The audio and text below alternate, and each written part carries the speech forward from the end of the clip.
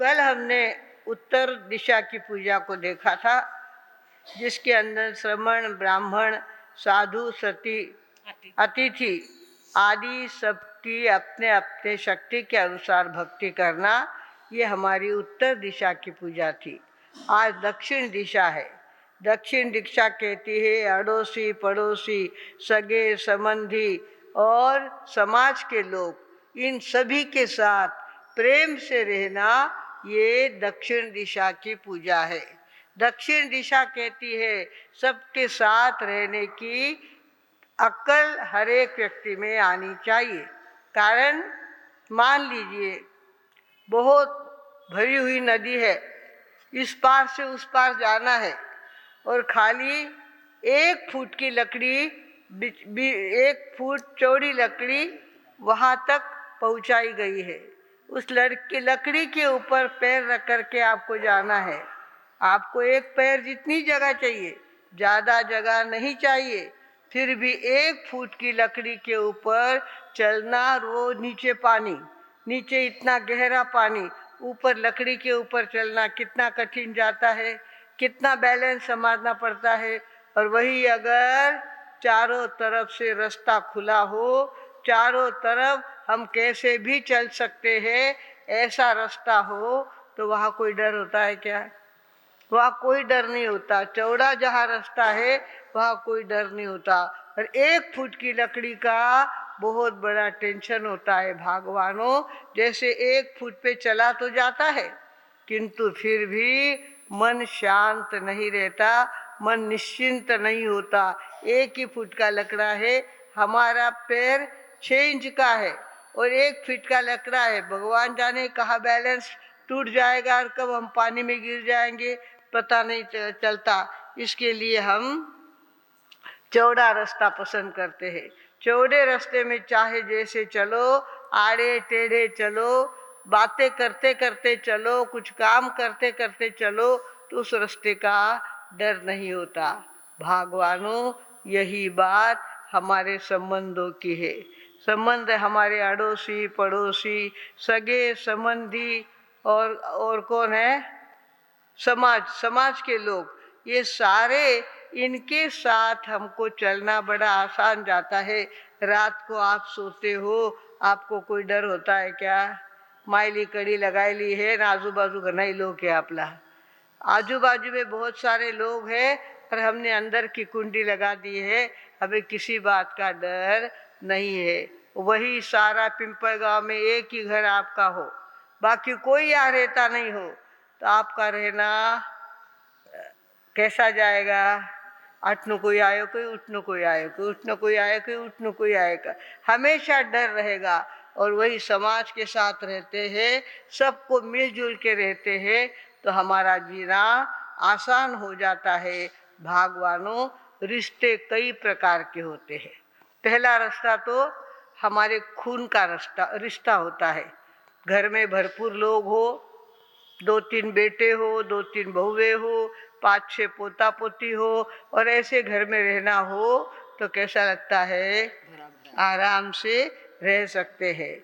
और वही रास्ता अगर मैत्री का रास्ता हो, मित्र का रास्ता हो, तो मित्र तो कहते हैं दोस्त यार किसके, खाए पिए और खिसके।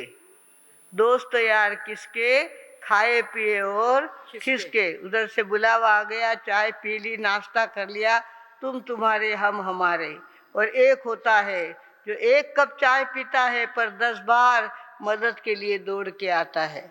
वो कहता है उसका संकट मेरा संकट है, उसकी अड़चन मेरी अड़चन है और मैं उसकी अड़चन में काम आऊँगा। हमारे संत तुलसीदास जी ने कहा है, धीरज धर्म मित्ररु नारी,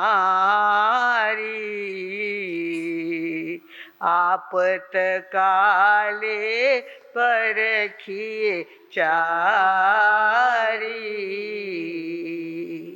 धीरज, धैर्य कब पता चलता है? जब संकट आता है। जब संकट आता है, कुछ लोग होते हैं और ज़्यादा पावर आ जाती है, और कुछ लोग संकट की आहट सुनते हैं थर थर थर थर थर थर होने लगा, आटनू चोर आवे उठनू चोर आवे, आटने कई वे उठने कई वे। इस तरह से आदमी धीरज को खो देता है। कुछ दो लोग धीरज को खोने वाले हैं और कुछ लोग धीरज को संभालने वाले हैं। धीरज और धर्म, धर्म हमारा धर्म, हमारा पत्नीव्रत, हमारा पतिव्रत, हमारी सच्चाई, ये सारा कब समय में आता है? जब संकट आता है। तब संकट आता है, तब कहता है कि इतना पैसा तू ले ले और तेरा ईमान मुझे दे दे। वो कहता नहीं, ये नहीं होगा, पैसे नहीं मिले तो भी चलेगा, मेरा ईमान नहीं छोड़ूंगा, मेरा धर्म नहीं छोड़ूंगा, मेरा पत्नीव्रत नहीं छोड़ूंगा, मेरा पतिव्रत नहीं छोड़ूंगी। इस तरह से जो अपने धर्म पे संकट आने पर मजबूत होता है, संकट के समय ध्यान में आता है कि मेरा कौन है। धीरज, धर्म, मित्र और नारी, ऐसा ही मित्र ध्यान में आता है और नारी संकट के समय में ध्यान आती है। संकट निकला, मैं चाली पीर मरिया के आवे। अबे संकट में, संकट थाना धनी मते संकट आयो है, संकट आया हुआ है, कुछ तो भी संकट आने वाला है। और ऐसे में पत्नी कहे मुझे तो पियर जाना है, मेरी सहेली के यहाँ शादी है, मैं तो वहाँ जाऊंगी। समझ लेना चाहिए संकट के समय पास नहीं हुई। धीरज, धर्म, मित्र और नारी, आपतकाले परखिए चारी। जब संकट आए तब सामने आकर के खड़ी हो जाए और अपने दोस्त का संकट अपने ऊपर ले ले, अपने साथ उसका 2-2, 4-4 हाथ कर ले, पर उसको संकट को भगा के रहे, वो सच्चा मित्र होता है। भागवानों, रिश्ते कई प्रकार के होते हैं। एक रिश्ता होता है समाज का रिश्ता। समाज के रिश्ते के अंदर समाज के लोग यानी मेरे लोग हैं, समाज यानी मैं हूँ, मेरा समाज यानी मैं हूँ, ऐसा सोचकर जो सोच समझ कर के कदम रखता है, वो सच्चा समाज में रहने वाला श्रावक होता है। होता ये है कि आप लड़का लड़की के संबंध करने के लिए जाते हो, पता है सामने वाले की हिम्मत ज़्यादा नहीं है, पर आप कहते हो इतना तोला सोना मिलना ही चाहिए, इतनी कैश मिलनी चाहिए, इतना दहेज आना ही चाहिए, तो हम सगाई करेंगे। समझ लेना चाहिए समाज में रहने के लायक ये व्यक्ति, लड़की पसंद है, घर घराना पसंद है, सिर्फ ये नहीं है, उसके लिए सगाई छोड़ने को तैयार हो जाए और जाते समय इतनी सारी जान लेके जाए कि बेचारा सामने वाला का धीरज ही टूट जाए। इतनी सा जान क्यों लेके जाना? काकारा, बाबारा, आटनारा, उठनारा सगळ्याने साथे लेने गया, इतो भेड़ो लेने गया, सामने वाला मते छाती मते धमीड़ो रख दियो जाए ने, आगला नी कई कर लो। वो तो किसो तरी करने, ब्याजू पैसा लेने, बैंक में पैसा काढ़ने आणि कार्यक्रम कर रही है, आणि थे उरा वास्ते वाटे जिको उरा मते बोझो नाक रिया हो, जान लेके जाते हैं, जान लेके जाते, इसको बुला, उसको बुला, उसको बुला, सबको का आग्रह करते हैं। जान को लेकर नहीं जान लेने जाओगे, जान को लेकर नहीं जान लेने जाओगे, सिर्फ दहेज नहीं प्राण ही लोगे, सिर्फ दहेज नहीं प्राण ही लोगे। महंगाई का है सोचो कितना जमाना, भूल के भी भाई करार ना रहना, भूल के भी भाई करार ना करना, दहेज को दफना दो सुख से हो जीना, भूल के भी भाई करार ना करना। कुछ रिश्ते होते समाज के, मेरे समाज का आदमी है, उसकी बेटी हमारे घर में लानी है, हमको पसंद आ गई है, तो उसके आगे सारी बातें 2 नंबर पे रख देनी चाहिए, इतना महत्व नहीं देना चाहिए। मानो घर घराणं सो है, इतो कमी सोनं नहीं चालेला, इतनी कमी चांदी नहीं चालेला, इतो कमी रोकड़ नहीं चालेला।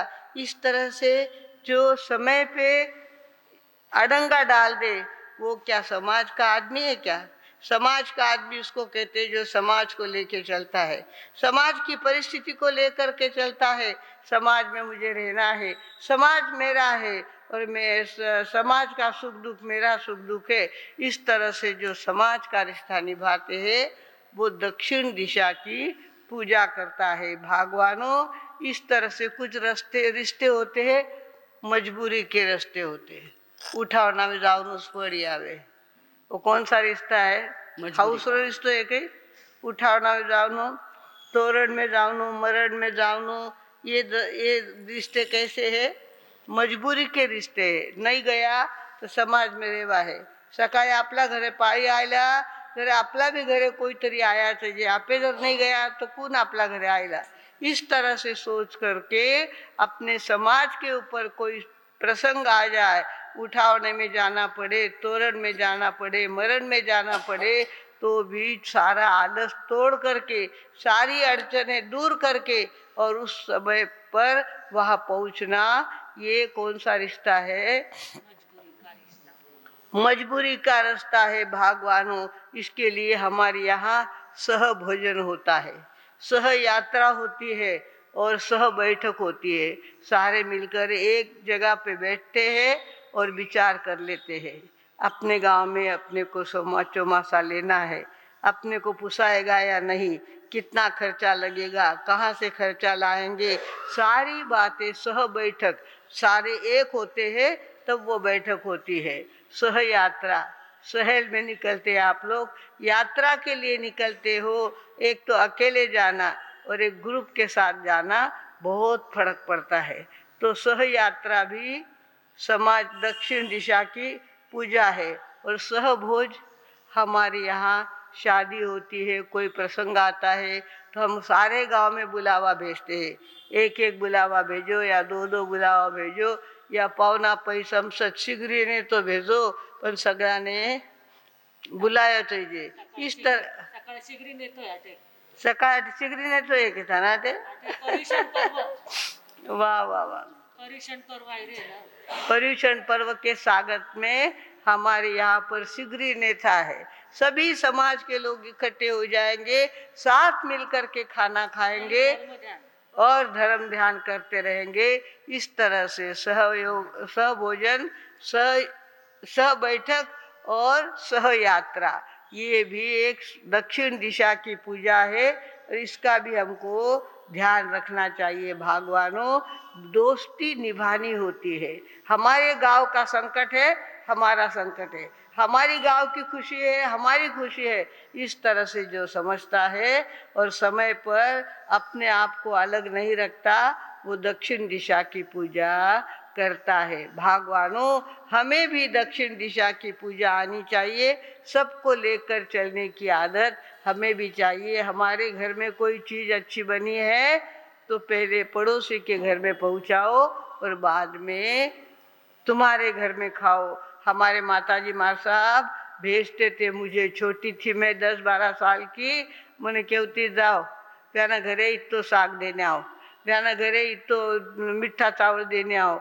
इस तरह से मुझे भेजते थे।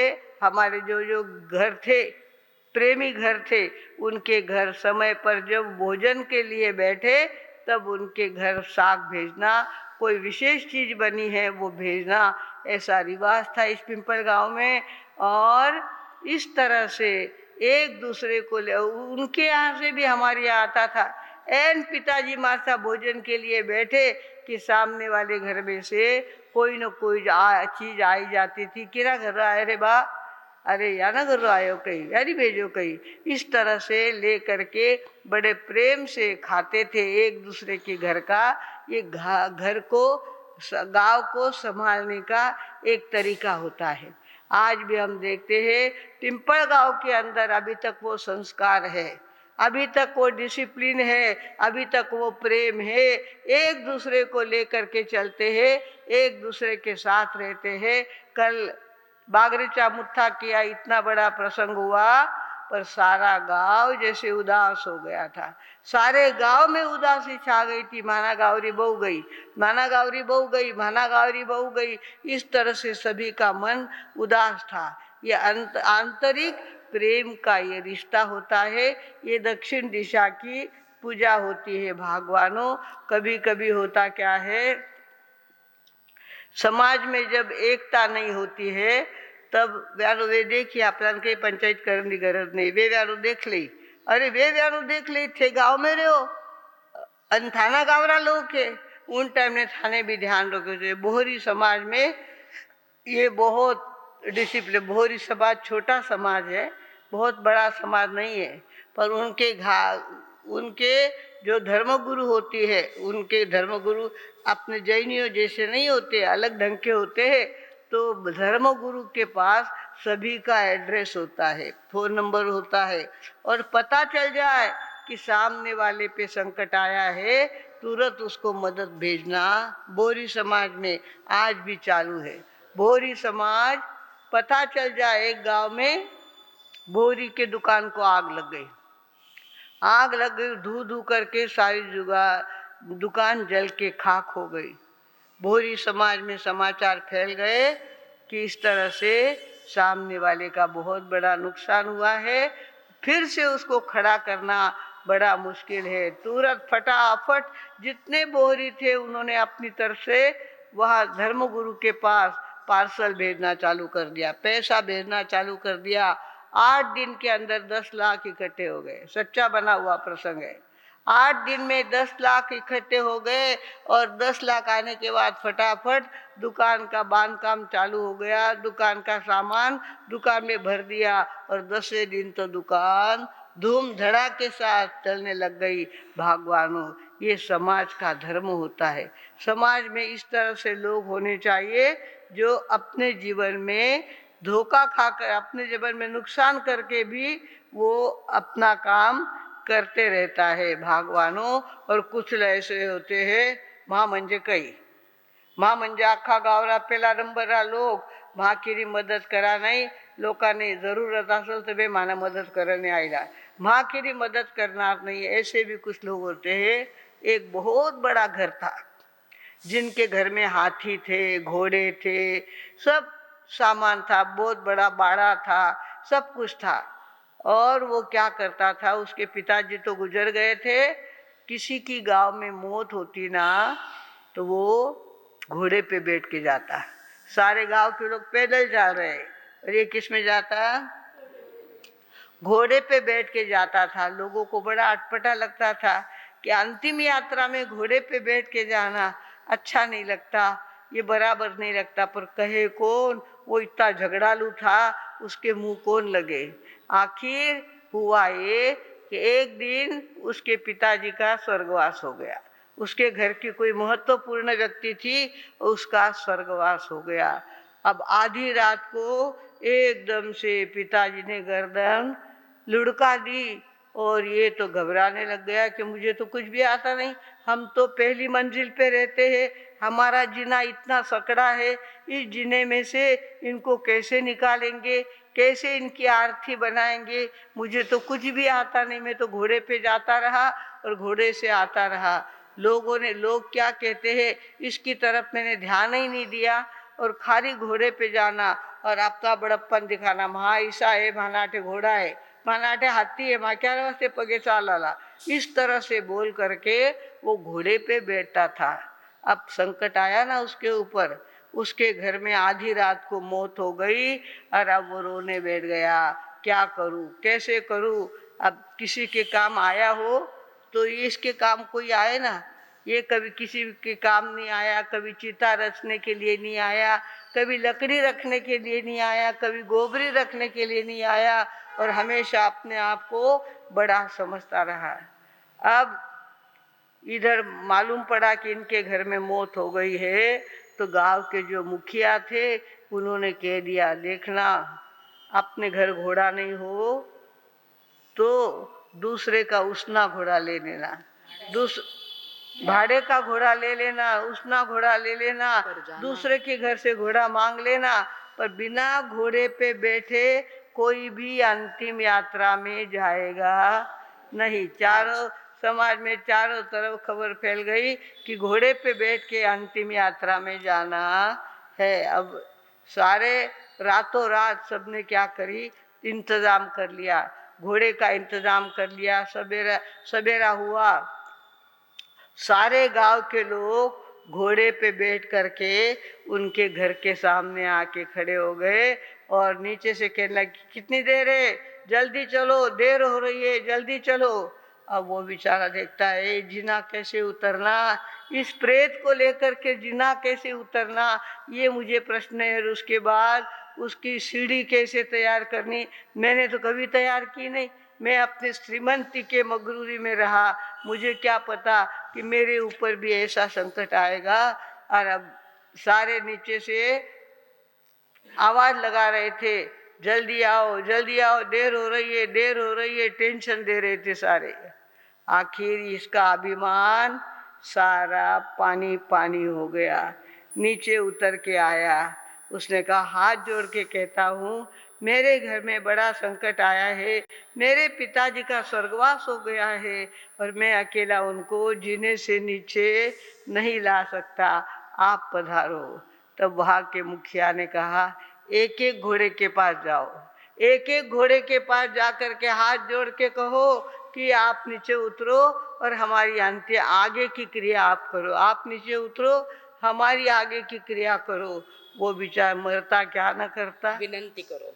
उसने हर एक के पास जाकर के विनंती करी, भाऊ साहब नीचे उतरो, भाऊ नीचे उतरो, मैंने कई जमे नहीं हो आ सीढ़ी की शिबार नहीं ऊपर नीचे कितना लावनो, वो मैंने कई समझे नहीं है थे, नीचे उतरो, मैं सारी विनंती करूँ, आगे कदीच घोड़ा मते बैठने में अंतिम यात्रा में जावनार नहीं। इतना बरस मैंने मारा भाव सारा कमाई रो अभिमान होतो जुको मैं चालतो तो आबे नहीं चालूला, पण थे नीचे उतरो। फटाफट सारे लोग नीचे उतरे, नीचे उतर के फटके के साथ प्रेत को नीचे लाया, उनके लिए सारा सामान मंगवाया, उनकी सीढ़ी बांधी। और सीढ़ी भी क्या अकेला ले सकता था क्या, वो अकेला सीढ़ी उठा सकता था क्या? गांव के 4 लोग चाहिए तब सीढ़ी उठाई जा सकती है।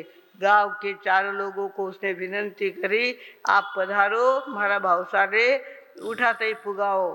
और सब लोग एक दूसरे को इशारा किया, 4 लोगों ने 4 कंधे दिए और तब जाकर उसके पिताजी की अंतिम क्रिया हुई। भागवानों, समाज में रहकर अपनी श्रीमंती का अभिमान करना शोभा नहीं देता, कारण की जे गाव करील ते राव करीत नाही।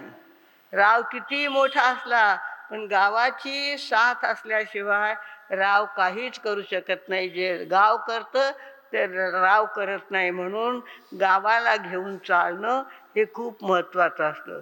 गांव को लेकर चलना, गांव के बच्चे की भी कदर करना, गांव के बूढ़े की भी कदर करना, उनके समय में दौड़ के जाना, उनको मदद करना, ये हमारी दक्षिण दिशा की पूजा है। भागवानों, इस तरह से अब हमारे पास पर्युषण पर्व के दिन आ रहे हैं। कल से हमारे पर्युषण पर्व प्रारंभ होने वाले हैं। पर्युषण पर्व क्यों प्रारंभ होते हैं, पर्युषण पर्व हम क्यों मनाते हैं, उसकी सारी जानकारी कल मैं आपको देने वाली हूँ। भगवानों, इन दिनों तपश्चर्या बहुत ज़्यादा महत्व की रहती है, क्योंकि आत्मा के दर्शन के लिए पर्युषण होता है और शरीर आहार जो है वो शरीर से जोड़ता है। आहार क्या करता है, शरीर से जोड़ता है, भोजन शरीर से जोड़ता है और तपश्चर्या आत्मा के दर्शन करवाती है। जब जब हम तपश्चर्या में उतरते हैं तब तब पता चलता है कि अब बार बड़े भूख लगी, बोला कि इतनी देर भूख नहोती लगी, अबे भूख लगी। समझ में आता है भूख क्या है, शरीर क्या है और आत्मा क्या है, इस तरह से ध्यान में आता है। ये दिन तपश्चर्या के दिन होते हैं। बहुत सारे लोग बहुत सारी तपश्चर्या करते हैं। कई स्थानों पर मांस खमन के पारने हो भी चुके हैं। हमारे यहाँ ज़्यादा से ज़्यादा 20 उपवास हुए हैं। भगवानों, कल से हमारा पर्युषण पर्व का प्रारंभ हो रहा है। सवेरे से प्रार्थना से लेकर दोपहर के व्याख्यान तक, उसके बाद दोपहर में शास्त्र कल्पसूत्र पढ़ने वाले हैं, सारा लिख के रखा है। कठे लिखने रखो थे